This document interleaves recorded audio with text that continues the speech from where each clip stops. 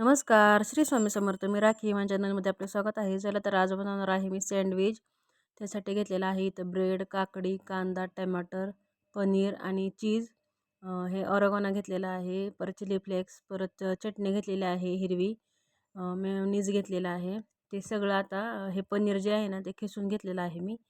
त्याच्यात आता चटणी चवीनुसार आपल्या मीठ परत टाकायचं आहे. परत ते चिली फ्लेक्स आणि ऑरेगॅनो घेतलेला आहे ना ते पण त्यात मिसळून टाकायचं आहे आणि हे हातानेच मिक्स करणार आहे मी. एकजीव होतं म्हणजे हाताने मिक्स केल्यानंतर हे दोन्ही पॅकेट टाकून घेणार आहे ऑरेगॅनोचे.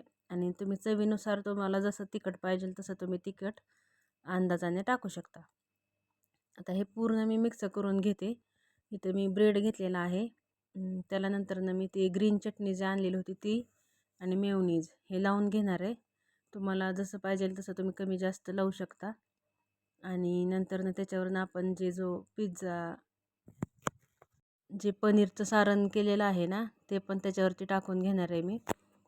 तुम्हाला जसं जास्त पाहिजे तर जास्त टाकू शकता किंवा कमी टाकू शकता. आता मी हे जेवढं ह्याच्यावरती बसेल तेवढं टाकून घेतलेलं आहे.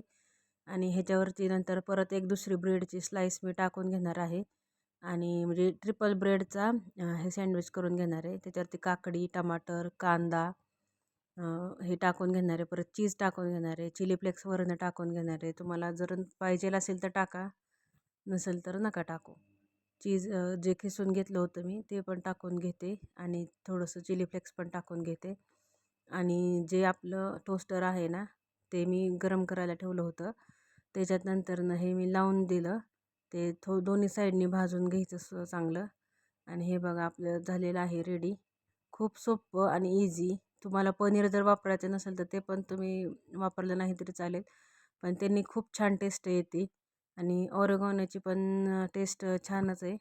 जर तुम्हाला आवडला असेल व्हिडिओ तर तुम्ही नक्की हा सँडविच करून बघा. व्हिडिओ बघितल्याबद्दल धन्यवाद.